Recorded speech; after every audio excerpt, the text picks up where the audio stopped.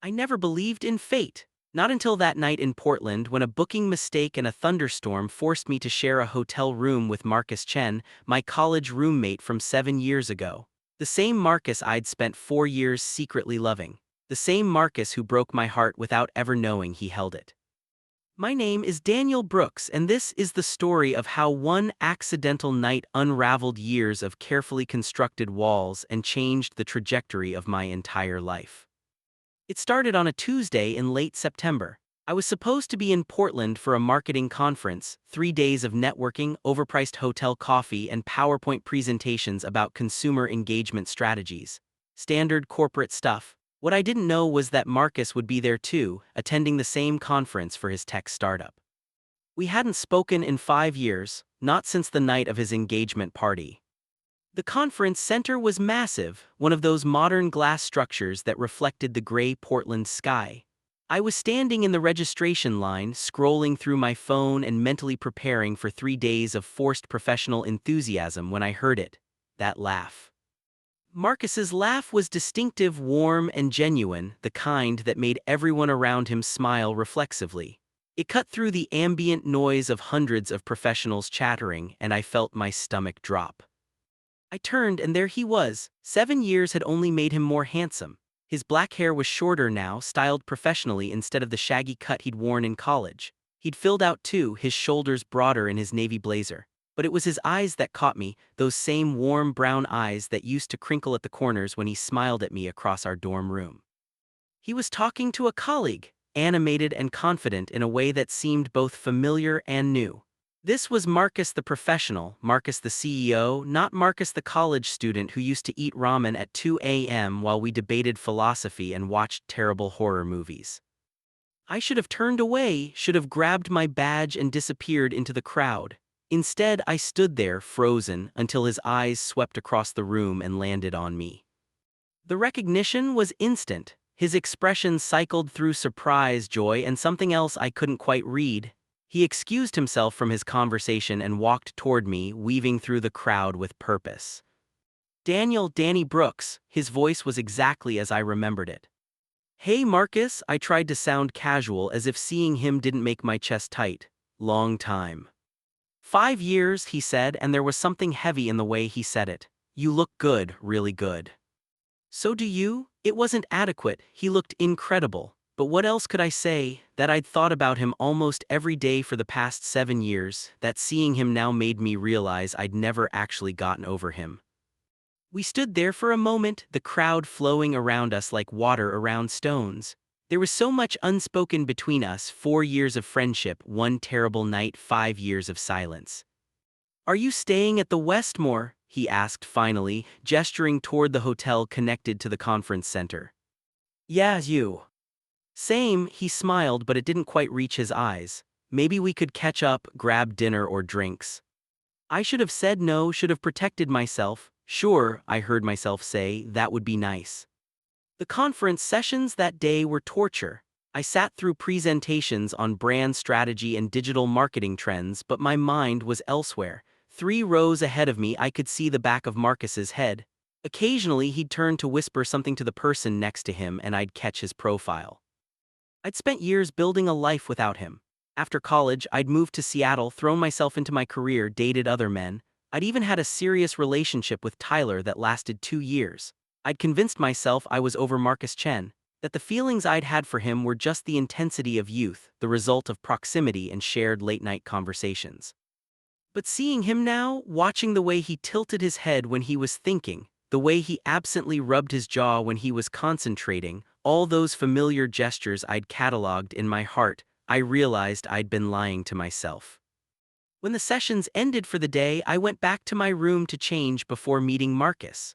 The Westmore was a nice hotel, modern and sleek, with floor-to-ceiling windows overlooking the city. I stood at the window for a long time, watching the rain begin to fall, trying to prepare myself emotionally for dinner.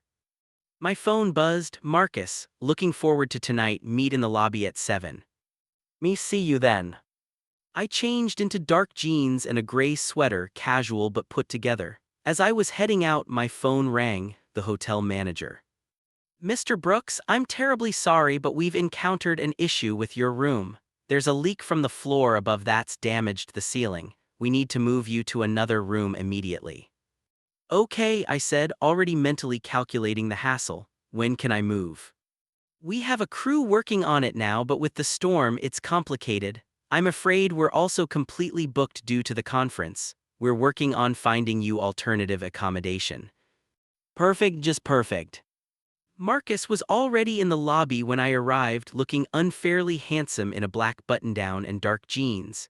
He smiled when he saw me, a real smile this time, and I felt that old familiar flutter in my chest. Ready? He asked. Actually, there's a situation with my room, I said, explaining the leak. I might need to find another hotel for tonight. His brow furrowed with concern. In this storm with the conference, everywhere's going to be booked. He pulled out his phone. Let me check something. Marcus, it's fine. I have a suite, he said, looking up from his phone. 2 rooms, technically. Well, 1 bedroom and a sitting area with a couch. You could crash there tonight if you need to, just until they sort out your room. My heart started beating faster. I couldn't impose. Danny, we're friends, or we were, let me help. His eyes held mine. Please. That word friends, it shouldn't have hurt, but it did. We'd been friends, best friends, and then we'd been nothing. Okay, I said quietly, thank you. Dinner was at a small Italian place Marcus knew, tucked away on a side street. The kind of place with checkered tablecloths and candles in wine bottles. It should have been awkward, but it wasn't. Instead, it felt like sliding into a comfortable old shirt. We talked about work, his startup, my marketing firm. We talked about Portland, about the conference, about the intervening years. Surface-level stuff at first, careful and polite. But then, somewhere between the pasta and the tiramisu, we slipped into the old rhythm. Remember that time we got locked out of the dorm at 3 a.m., Marcus said, laughing. Because you insisted, we needed to see the meteor shower from the roof. It was worth it, that was incredible. We had to sleep in the lounge. You complained the entire time. Because you snored. I do not snore. You absolutely do, like a chainsaw. We were both laughing now, the years falling away. This was the Marcus I remembered, the one who made me feel like the most interesting person in the world when he focused his attention on me. I missed this, he said suddenly, his laughter fading into something more serious. I missed you, Danny. The words hung between us, heavy with implication. I missed you too, I admitted, because it was true. Why did we stop talking? His expression shifted, became guarded. You know why. Your engagement party, I said it flatly, the memory still painful after all these years. Yeah, he looked down at his wine glass. You left early, didn't say goodbye, and then you just disappeared, stopped answering my calls, my texts. I had to, I said quietly. Why? Because I was in love with you, because watching you marry her would have destroyed me, because being your friend wasn't enough anymore and it was all I could ever have. But I didn't say any of that. Instead, I said, I thought it was time we both moved on with our lives. We'd graduated, you were getting married, it seemed like a natural ending point. Natural, he repeated, and there was something bitter in his tone. There was nothing natural about losing my best friend. You had Sarah, I pointed out, you were starting a life with her. I did, he agreed, for a while. I looked up sharply, for a while. We got divorced 3 years ago. He said it matter-of-factly, but I could see the pain underneath. Turned out we wanted different things. She wanted kids and a house in the suburbs. I wanted to build my company. We grew apart. I'm sorry, I said, and meant it, despite everything. I'd never wanted Marcus to hurt. Don't be, it was the right decision for both of us. We're actually still friends. He paused, but losing you, that wasn't right, that hurt in a different way. The rain was coming down harder now, drumming against the restaurant windows. The server brought our check and we argued good-naturedly about who would pay. Marcus won by being quicker with his credit card. Outside, the storm had intensified. Rain pelted down in sheets and the wind whipped through the streets. We ran back to the hotel, laughing and soaked by the time we reached the lobby. So much for looking professional, Marcus said, shaking water from his hair. We took the elevator to the 12th floor where Marcus's suite was located. He unlocked the door and gestured me inside. The suite was nice, upscale business traveler nice. A sitting area with a couch, desk, and small kitchenette. Through an open door, I could see the bedroom with its king-size bed. One bed. The couch pulls out, Marcus said quickly, following my gaze. You can take the bed, I'll sleep on the couch. Marcus, this is your room, I'm not taking your bed. You're my guest. I'm your uninvited guest who's crashing your room, I'll take the couch. We argued about it for a few minutes before Marcus disappeared into the bedroom and returned with pillows and blankets. We'll decide later, he said. First, you should probably get out of those wet clothes. He lent me sweatpants and a t-shirt. They were too big. Marcus had always been taller and broader than me, but they were soft and smelled like his cologne. I changed in the bathroom, catching sight of myself in the mirror. My hair was a mess from the rain, and I looked younger somehow in Marcus's clothes, more vulnerable. When I emerged, Marcus had changed too, into similar casual clothes. He'd opened a bottle of wine from the minibar, overpriced conference hotel wine, but neither of us cared. We sat on the couch, passing the bottle back and forth, talking. We talked about college, about the professors we'd loved and hated, about the terrible apartment we'd shared junior year, with the heater that only worked on the hottest days and the neighbor who played trumpet at 6 a.m., about late nights studying for exams, early mornings getting breakfast at the diner across from campus. Do you remember the night we built that blanket fort? Marcus asked, his eyes soft with memory. During finals week, you said you couldn't study in the regular room anymore. It worked, I got an A on that philosophy exam. You always got A's, you didn't need the fort. Maybe I just wanted an excuse to build a blanket fort with you. He said it lightly, but there was something underneath the words. The rain continued outside and the room felt smaller somehow, more intimate. We'd moved closer together on the couch without meaning to. I could feel the warmth radiating from his body, could smell his shampoo. Danny, Marcus said quietly, can I ask you something? Sure. That night, my engagement party, why did you really leave? My heart was pounding, I could lie, should lie, but the wine and the storm and the memories had lowered my defenses. Because I couldn't stand there and watch you marry her, I said. Because I stopped, the words catching in my throat. Because you what? His voice was barely above a whisper. Because I was in love with you. The confession came out raw and honest. I had been for years, and I couldn't be your friend anymore, Marcus, it hurt too much. The silence that followed felt endless. I couldn't look at him, couldn't bear to see rejection or pity in his eyes. I started to stand to put distance between us, but his hand caught my wrist. Danny, look at me. I forced myself to meet his gaze. His eyes were intense, searching. Why didn't you tell me? He asked. Because you aren't, I struggled for words. You were straight, you were marrying Sarah, what was I supposed to say? I'm not straight, Marcus said softly. The words didn't register at first. What? I'm not straight, Danny, I'm bisexual, I thought you knew. How would I? You never said. I thought it was obvious, the way I looked at you, the way he trailed off, his grip on my wrist tightening. God, we were both idiots. Wait, my mind was reeling. Are you saying? I'm saying I had feelings for you too, strong feelings, but you never seemed interested, and then I met Sarah and it seemed easier to just move forward with something that made sense, something conventional. He laughed bitterly. I convinced myself what I felt for you was just friendship, deep friendship, and then you disappeared from my life and I realized I'd made a terrible mistake. I was staring at him, unable to process what he was saying. You had feelings for me. Have, he corrected, present tense, seeing you today, Danny. All those feelings came rushing back, stronger than ever. The storm outside had reached its peak, thunder rumbling through the night. Or maybe that was my heart, pounding so hard I thought it might break through my ribs. Say something, Marcus whispered. I don't know what to say. I spent 7 years trying to get over you. 7 years convincing myself it was one-sided, that I'd imagined the connection between us.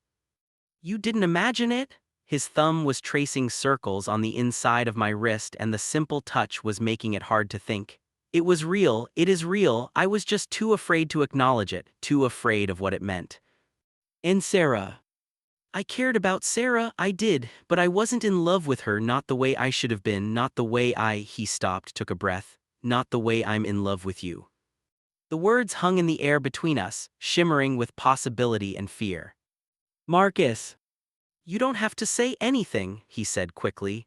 I know this is a lot. I know I hurt you by not being honest, by letting you go. If you can't forgive me, I understand, but I needed you to know the truth, finally. I looked at him, really looked at him, at the vulnerability in his eyes, the hope and fear warring on his face. This was Marcus stripped bare, offering me his heart the way I'd never had the courage to offer mine. I never stopped loving you, I said quietly. No matter how hard I tried, you were always there in the back of my mind. Every person I dated, I compared them to you. Every time something good happened, I wanted to tell you. Every time something went wrong, I wished you were there. Danny. Let me finish. When I saw you today, I realized that the person I'd built myself into over these past years was still shaped by you, by us, by what we had and what we lost. I reached up, touching his face gently. I don't want to lose you again. You won't, he said fiercely. I promise you won't. And then he was kissing me, or I was kissing him. I wasn't sure who moved first, but suddenly his lips were on mine, soft and urgent and perfect. It was everything I'd imagined and nothing like I'd expected, better, more intense, more right. We broke apart, breathing hard. Marcus rested his forehead against mine. I've wanted to do that for 7 years, he murmured. Me too. Should we talk about this, about what this means? Probably, I agreed, but maybe we could kiss a little more first. He laughed, that wonderful warm laugh I loved, and pulled me closer. We kissed again, slower this time, exploratory, learning each other. His hand cupped the back of my neck, fingers threading through my hair. Mine traced the line of his jaw, the curve of his shoulder. When we finally broke apart again, we were both smiling. We really were idiots, I said. The biggest idiots? He tucked a strand of hair behind my ear. But we're going to do better now. We're going to be honest with each other. No more running away, I agreed. No more hiding. We talked for hours after that, curled up together on the couch. We talked about the years apart, about the people we'd become, about our fears and hopes, about what we wanted from life, from each other. I live in San Francisco now, Marcus said. The company's based there. I'm in Seattle, I said, my heart sinking. That's not exactly close. It's not that far either, a couple hours by plane. He squeezed my hand. We'll figure it out, Danny. We wasted 7 years. I'm not wasting any more time.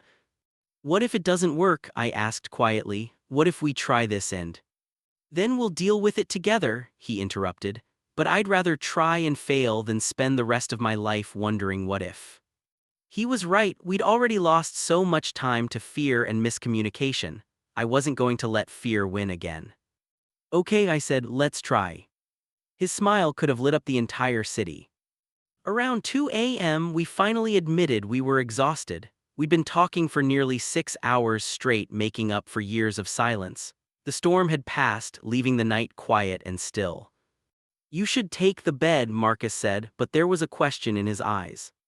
Or, I said carefully, we could share it just to sleep, if you're comfortable with that. I'd like that, he said softly. The bed was big enough that we could have maintained separate spaces. We didn't. I lay on my side and Marcus curved his body around mine, his arm draped over my waist. It felt natural, as if we'd been sleeping like this for years. Danny, he murmured into the darkness. Yes. Thank you for giving me another chance. I laced my fingers through his. Thank you for being brave enough to tell me the truth. I love you, he whispered. I should have said that earlier. I love you, Daniel Brooks. I have for years. My eyes burned with tears. I love you too so much. We lay there in the darkness, holding each other, and for the first time in 7 years I felt complete. I woke to sunlight streaming through the windows and Marcus's arm still around my waist. For a moment I thought I was dreaming, then Marcus stirred, pulling me closer, and I knew it was real. Morning, he murmured sleepily. Morning. We lay there for a while, neither of us wanting to move to break the spell. Eventually, though, reality intruded. We had a conference to attend, responsibilities to handle. I don't want to go to boring marketing presentations, Marcus said, echoing my thoughts. I want to stay here with you. We could skip, I suggested, play hooky. Very professional, he teased. But we did skip the morning sessions. Instead, we ordered room service and spent the morning talking more, planning. Marcus had meetings in the afternoon he couldn't miss, and I needed to figure out my hotel situation, but we had a few hours. Come to San Francisco, Marcus said over coffee. Just for a weekend, let me show you my life there, see if you like it. I have a job, Marcus, I can't just move. I'm not asking you to move, not yet, I'm asking you to visit, to see what a life together might look like. He took my hand. I know we need to take this slow, figure things out, but I want to figure them out together. Okay, I agreed, I'll come visit. This weekend. I laughed, you don't waste time. I told you no more wasting time. We spent the afternoon at the conference separately, attending different sessions. But I felt different. Lighter. I kept catching myself smiling for no reason, and twice I had to remind myself to pay attention to the presentations instead of daydreaming about the night before. During a coffee break, my phone buzzed. Marcus, missing you already, is that pathetic? Me, only if it's pathetic that I'm missing you too. Marcus, we're disgusting. Me, completely. Marcus, dinner tonight. Me, definitely. The hotel had found me a new room, but I barely saw it. I dropped off my things and immediately went to meet Marcus. We had dinner at a different restaurant, Thai this time, and talked more about logistics. My company's doing well, Marcus said. Really well, we're expanding. I need to hire a head of marketing, actually. I raised an eyebrow. Are you offering me a job? I'm saying it's an option if you wanted it, if Seattle isn't where you want to be. He held up a hand before I could respond. But I'm not trying to rush you, I know you have a life there, a career, I'm just saying, if you ever wanted to relocate there would be a place for you with the company and with me. That's a lot, I said honestly. Too much. No, just big, we've been together for less than 24 hours, technically we're not even dating yet. Technically, he agreed, so let me ask you properly, Daniel Brooks, will you be my boyfriend? I couldn't help but smile. Yeah, Marcus Chen, I will. We spent that night together too, in his room. We kissed more, touched more, but we didn't rush into anything physical beyond that. There was too much to talk about still, too much to rebuild, and honestly just being together holding each other was enough, more than enough. The conference ended on Thursday. We'd spent 3 nights together, 3 nights that had changed everything. Marcus's flight back to San Francisco was at 2 p.m., mine to Seattle was at 4 p.m. We sat in the hotel lobby, our bags packed, neither of us wanting to leave. 2 weeks until you visit, Marcus confirmed. 2 weeks, I agreed. I already requested the time off.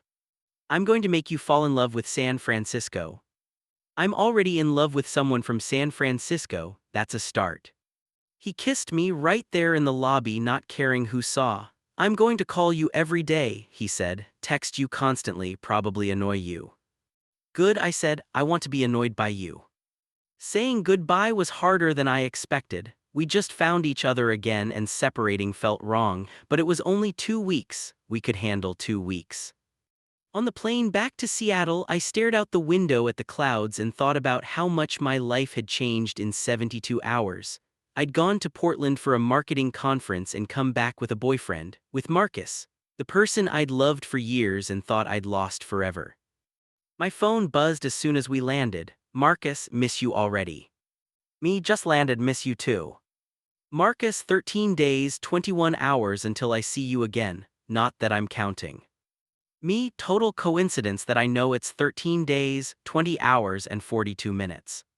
Marcus, we're hopeless. Me, hopelessly in love. The next 2 weeks were an exercise in patience. We texted constantly, called every night. Marcus sent me photos of San Francisco, the Golden Gate Bridge at sunset, his office with its view of the bay, his apartment with its collection of terrible horror movies we used to watch together. I kept them all, he told me on a video call. Every movie we watched in college, I couldn't get rid of them. That's incredibly sentimental. I'm incredibly sentimental about you. At work, I found it hard to concentrate. My mind kept drifting to the weekend ahead, to seeing Marcus again. My coworker Sarah, different Sarah, not Marcus's ex-wife, noticed my distraction. You're glowing, she said. New relationship. Old relationship, I corrected. That just became new again. That sounds complicated. It is, but it's also the best thing that's ever happened to me. When Friday finally arrived, I could barely sit still on the plane. Marcus was picking me up from the airport, and I must have checked my reflection in my phone screen a dozen times. He was waiting at arrivals, leaning against a pillar, looking unfairly handsome in jeans and a leather jacket.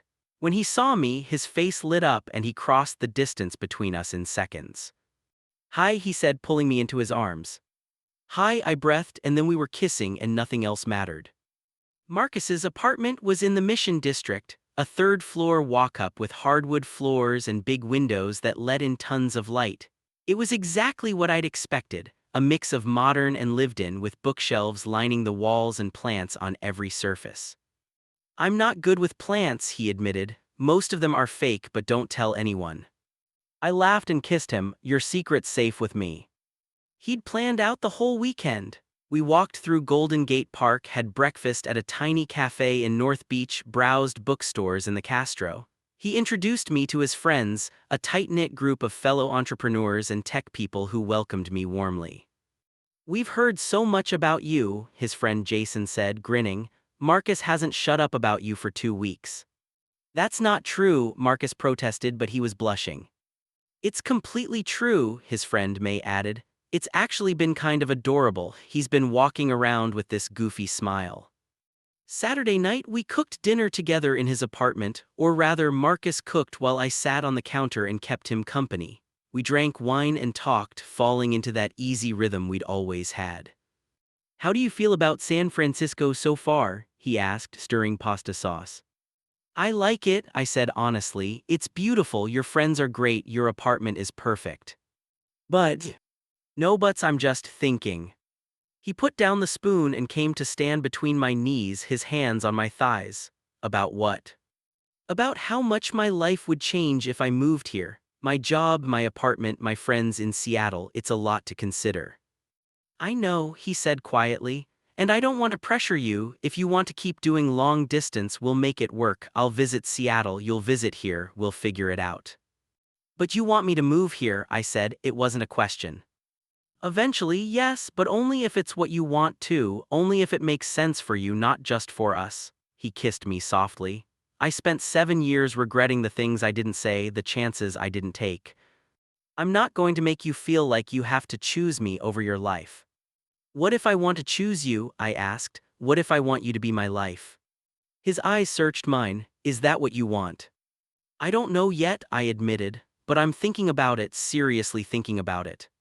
We talked about it more over dinner, laying out the practicalities. My job was good, but I could find another. My apartment was a rental, easy enough to leave. My friends would miss me, but Seattle to San Francisco wasn't impossibly far.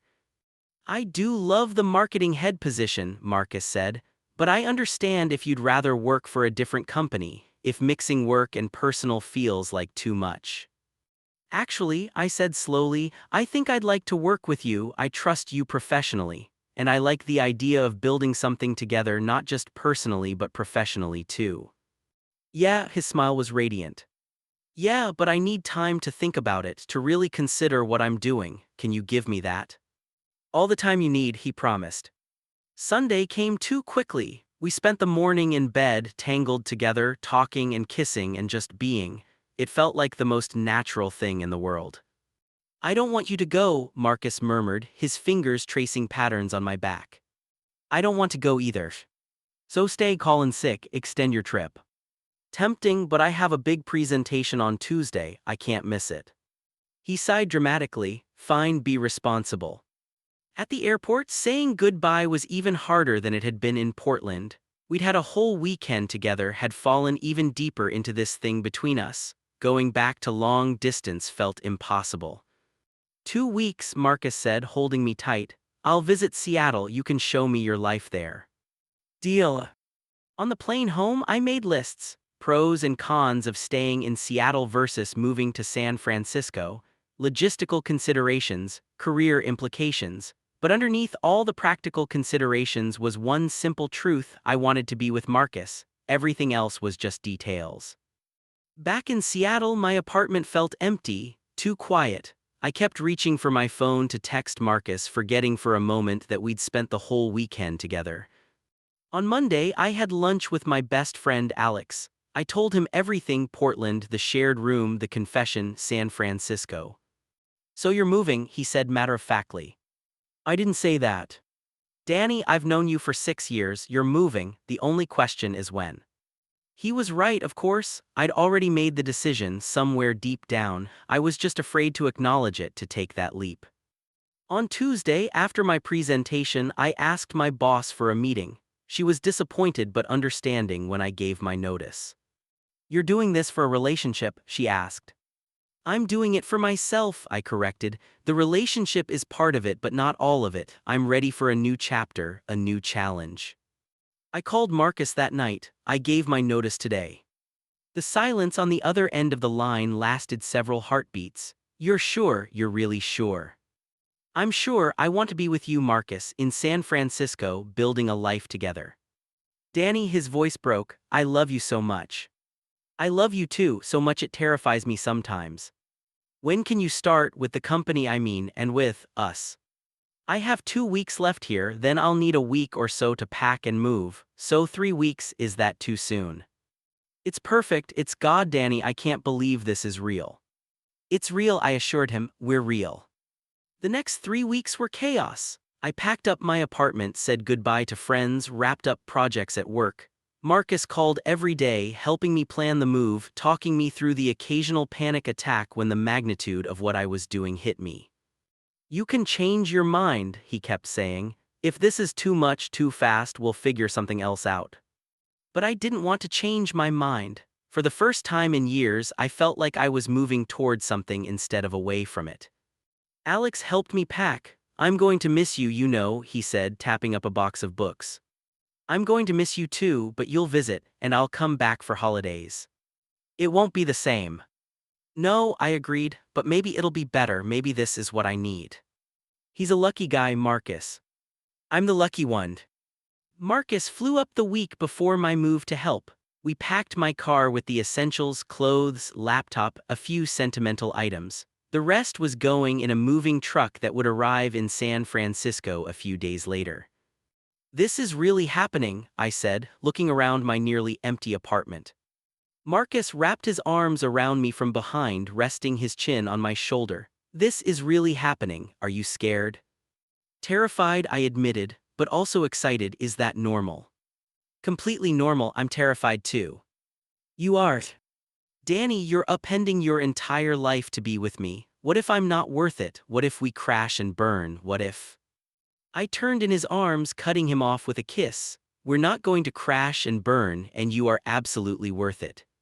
We drove down together, taking 2 days to make the trip, stopping at quirky roadside attractions and small-town diners. It felt like an adventure, like the beginning of something momentous. Moving into Marcus's apartment was surprisingly easy. He'd cleared out half his closet, made space on the bookshelves, rearranged the furniture to accommodate my things. It felt like he'd been preparing for this, waiting for me. "I want you to feel at home here," he said, watching me unpack. "This is your space too now." "It already feels like home," I said honestly, "because you're here." My first week in San Francisco was a blur. I started at Marcus's company, meeting the team, learning the systems. Everyone was welcoming and the work was challenging in the best way. Marcus and I maintained strict professionalism at the office. We'd agreed that was important, but every evening we'd come home together, cooking dinner and talking about our days. "How was your first week?" Marcus asked on Friday night. We were curled up on the couch, my head on his chest, his fingers running through my hair. "Good, really good. Your team is great. The projects are interesting. I think I made the right choice." "I know you did," he said, kissing the top of my head. "You're already making such a difference. The campaign ideas you pitched yesterday, brilliant." Flatterer. Truth teller. We fell into a routine over the following weeks. Morning coffee together before work, lunch sometimes when our schedules aligned. Evenings cooking, talking, watching those terrible horror movies Marcus had kept from college. Weekends exploring the city, hiking in Marin, driving down the coast. It was everything I'd hoped for and more. We had our disagreements, of course. Marcus was a workaholic who sometimes forgot to eat when he was focused on a problem. I was particular about organization and got frustrated when he left things lying around. but we talked through it, compromised, learned each other's rhythms. I've never lived with someone before, Marcus admitted one night about a month after I'd moved in. Not like this, not with someone I'm in love with. Me neither. How do you think we're doing? I think we're doing great. He paused, choosing his words carefully. I think this is what I've been waiting for my whole life, this feeling of rightness, of home. Me too, I whispered. 3 months into living together, Marcus's parents came to visit from Los Angeles. I was nervous. We hadn't told them we were living together, had kept our relationship relatively quiet.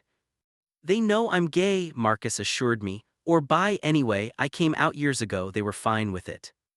But do they know about us, about me? I've told them I'm seeing someone important. They're excited to meet you. His parents, David and Linda Chen, were warm and welcoming from the moment I met them. His mother hugged me immediately and his father shook my hand with genuine warmth. Marcus has told us so much about you, Linda said. Danny, right? You two were roommates in college. That's right, I said, glancing at Marcus. And now you're working together too. How wonderful. We had dinner at a nice restaurant in Nob Hill. Marcus's parents asked about my background, my family, my career. They were interested and engaged, making me feel included and valued. It wasn't until after dinner, when we were having drinks at a bar nearby, that Linda said quietly, "You boys seem very close. Is there something you want to tell us?" Marcus and I exchanged glances. Mom, Marcus said carefully, Danny isn't just my employee or my friend, he's my partner, we're together.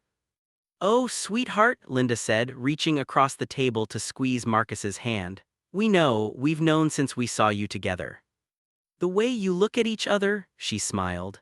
I'm just glad you finally found each other. I always thought there was something between you two, even back in college. You did? I asked, surprised.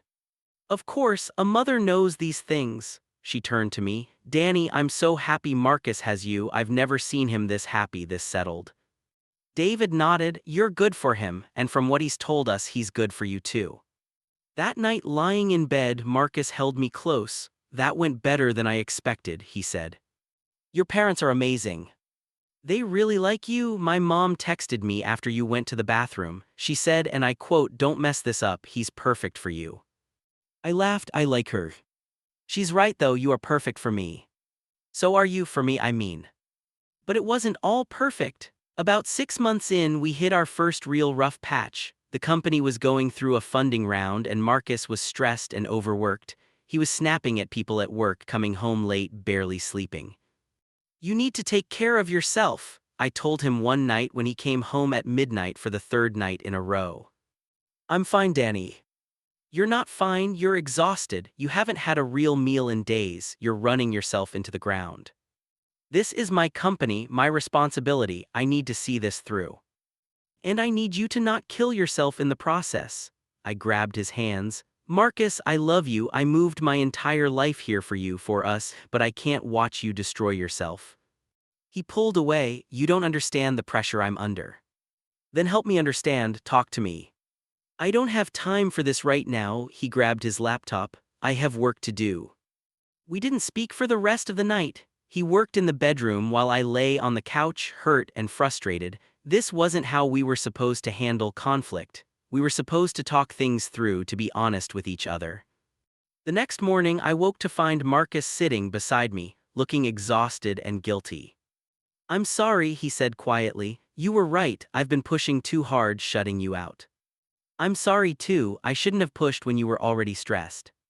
No, you should have. Someone needs to push me when I'm being self-destructive. He took my hand. This funding round, it's important, but it's not more important than you, than us. I need to remember that. What can I do to help? Just be patient with me, and keep calling me out when I'm being an idiot. We worked through it together. I made sure he ate proper meals, took breaks, got some sleep. He made an effort to communicate better about what he was dealing with. It wasn't perfect, but we were learning, growing together.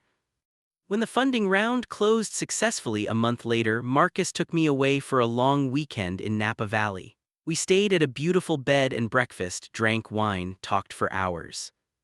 Thank you, he said one evening as we watched the sunset over the vineyards, for sticking with me through that, for not giving up on us. I'm not going to give up on us, I promised. Not for a bad month, not for anything. As the months turned into a year, then two, we built a real life together. We adopted a cat, a cranky orange tabby Marcus named Fitzgerald after his favorite author. We hosted dinners with friends. We took trips New York, Paris, Tokyo. We celebrated holidays, birthdays, anniversaries. My family came to visit finally. My parents had known I was gay since college, but they'd never met Marcus. I was nervous about how they'd react to the relationship, to the fact that I'd moved across several states for a man. But like Marcus's parents, mine took to him immediately. My mother loved his sense of humor, and my father bonded with him over their shared love of terrible science fiction novels.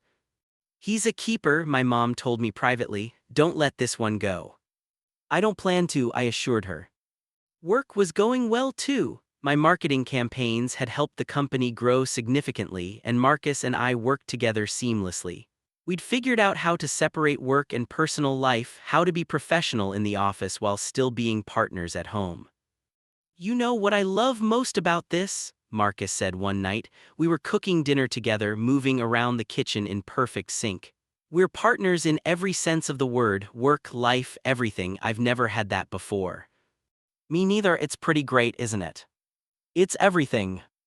2 years after I'd moved to San Francisco, Marcus proposed. We were hiking in Point Reyes, one of our favorite spots. It was a beautiful day, sunny and clear, with views of the ocean stretching out endlessly. We'd stopped to rest at a lookout point when Marcus suddenly got down on one knee.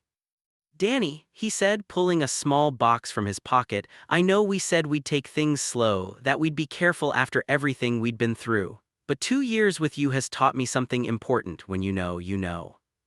My heart was pounding. I couldn't breathe. You're my best friend, my partner, my home. You make me laugh, you call me out when I'm being stupid, you support my dreams while keeping me grounded. I can't imagine my life without you in it. I don't want to imagine it. He opened the box, revealing 2 simple platinum bands. Daniel Brooks, will you marry me? I was crying now, tears streaming down my face. Yes, I managed to choke out. Yes, of course, yes. He slipped the ring onto my finger and I pulled him up, kissing him hard. Around us, other hikers had stopped to watch and they broke into applause. I love you, I said against his lips, so much. I love you too, always. We spent the rest of the hike planning. A small ceremony, just family and close friends, nothing fancy, just meaningful. We wanted to celebrate our love, our journey, without all the traditional wedding pressure. I can't believe we're getting married, I said that night, staring at the ring on my finger. Believe it, you're stuck with me now. Best thing I've ever been stuck with. We got married 6 months later in a small ceremony at a winery in Sonoma. The weather was perfect, the setting was beautiful, and everyone we loved was there. I stood at the altar watching Marcus walk down the aisle and thought about how far we'd come. From college roommates to lost friends to this partners in every way that mattered. Marcus's vows made me cry. Danny, 7 years ago I made the biggest mistake of my life by letting you go. But then fate gave us a second chance and I grabbed it with both hands. You've made me braver, kinder, better. You've taught me what it means to truly partner with someone to build a life together. I promise to choose you every day, in the big moments and the small ones. I promise to be your safe place, your biggest supporter, your partner in everything. I love you more than words can express. My own vows were similarly emotional. Marcus, you've been the love of my life since I was 20 years old, even when I thought I could never have you. Finding you again, getting to build this life with you, it's the greatest gift I've ever received. You challenge me, support me, make me laugh, and make me feel loved every single day. I promise to stand by you through everything life throws at us. I promise to be honest even when it's hard. I promise to choose us always. I love you today and every day.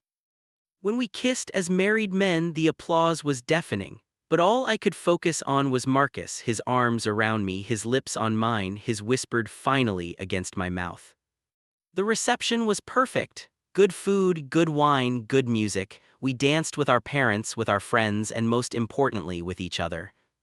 How does it feel? I asked Marcus as we swayed together on the dance floor, being married. Feels right, he said, feels like coming home. Yeah, I agreed, it really does. That was 3 years ago now. We've been married for 3 years, together for 5, and friends for 10 total, counting those college years. We've weathered challenges, work stress, family issues, the normal ups and downs of life. But we've done it together, and that's made all the difference. Last month we bought a house together, a real house with a yard and a guest room and space to grow. Fitzgerald is thrilled about the extra space to prowl, and we're already planning what to do with the garden. We could grow vegetables, I suggested as we stood in the backyard surveying our domain. You kill every plant you touch, Marcus pointed out. So you'll be in charge of the garden, I'll be in charge of other things. Like what? Like loving you, I'm very good at that. He laughed and pulled me close. You're excellent at it actually. Sometimes when I can't sleep, I think about that night in Portland, that accidental shared room, that storm, that confession. I think about how close we came to never finding each other again, how easy it would have been to let fear keep us apart. But we didn't, we were brave, we took the chance, and it changed everything. What are you thinking about? Marcus murmurs sleepily beside me. Even now, years later, he can always tell when I'm awake. That night in Portland, I admit, how lucky we got. Luck had nothing to do with it, he says, pulling me closer. We were always meant to find our way back to each other, it just took us a while to get there. You really believe that, in fate? I believe in us, he says, that's all that matters. And he's right, whatever brought us together, luck, fate, a booking mistake, and a thunderstorm doesn't matter. What matters is that we chose each other, we keep choosing each other. Every day, in every moment, we choose this love, this life, this us. Looking back now, I can see how every moment of heartbreak, every year of separation was leading us to where we needed to be. We weren't ready for each other in college. I was still figuring out who I was, and Marcus was still trying to fit into the life he thought he should want. We needed those years apart to grow into the people who could build this life together. I don't regret the pain anymore. I don't regret the years of thinking I'd lost him, because all of it brought us here to this house, this life, this love that feels as solid as the ground beneath my feet.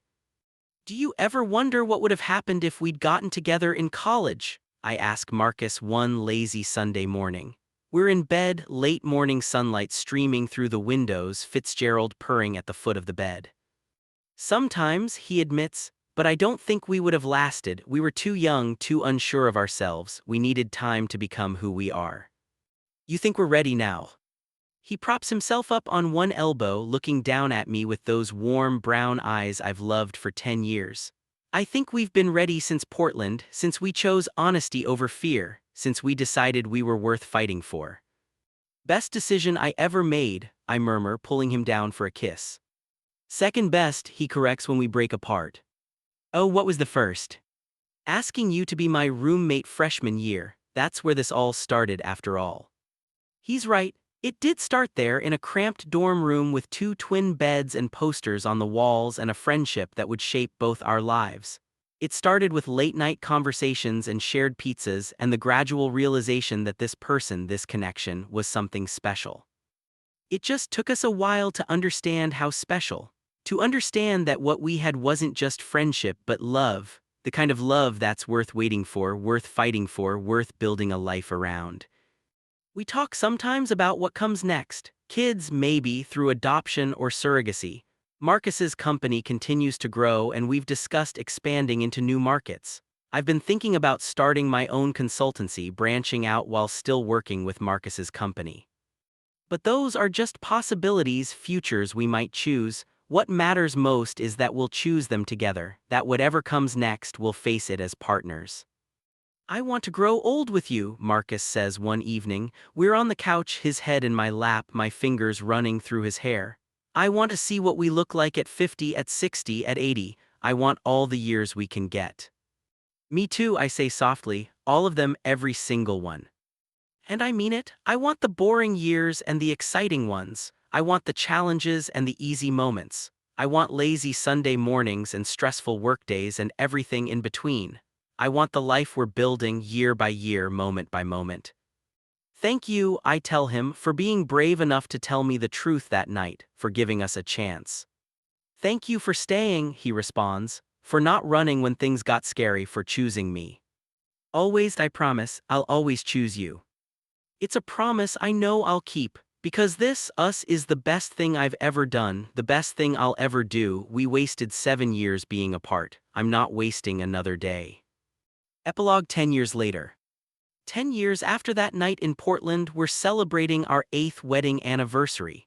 We're at the same winery in Sonoma where we got married, this time with our adopted daughter Lily, who's just turned 3. She's running through the vineyards laughing while Marcus chases her. I watch them, my heart so full it might burst. This life we've built, it's more than I ever dreamed possible. "Daddy, watch me," Lily shouts, and I turn my full attention to her, cheering as she jumps off a small rock. "Be careful, sweetheart," Marcus calls, but he's smiling. He's always smiling these days. Later, after Lily is asleep in the hotel room and we're sitting on the balcony with glasses of wine, Marcus takes my hand. "Do you remember what you told me that night in Portland?" he asks, "when we first admitted how we felt." "I said a lot of things that night. You said you never stopped loving me, that you'd tried, but I was always there in the back of your mind." "I remember," I say softly. "I feel the same way. Even now, married for 8 years, together for 10, I'm still amazed that I get to love you, that you love me back, that we built this incredible life together." "It is pretty incredible, isn't it?" "The best," he agrees, "the absolute best." We sit in comfortable silence, watching the stars come out over the vineyards. Inside, our daughter sleeps peacefully. Tomorrow, we'll go back to our house in San Francisco, to our jobs and our responsibilities and the beautiful chaos of everyday life. But tonight, we're here together, celebrating the journey that started with an accidental shared room and a storm and 2 people brave enough to finally tell the truth. "I love you," I tell Marcus, like I've told him thousands of times before. "I love you too," he responds like he always does. And in those simple words, repeated over years and through countless moments both big and small, is everything. Our past, our present, our future, our love story still being written one day at a time.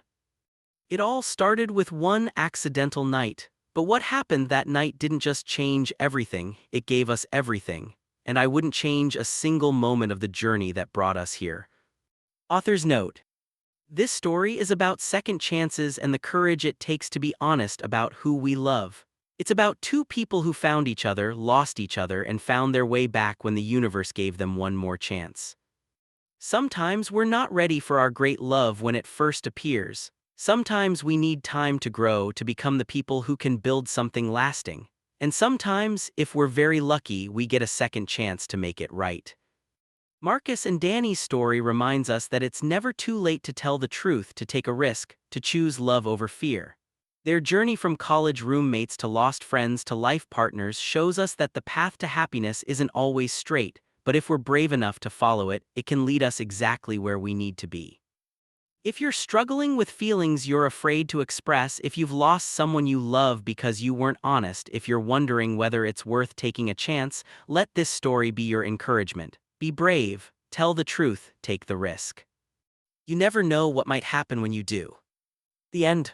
If this story touched your heart, show your support by liking this video. Subscribe to our channel for more powerful stories like this.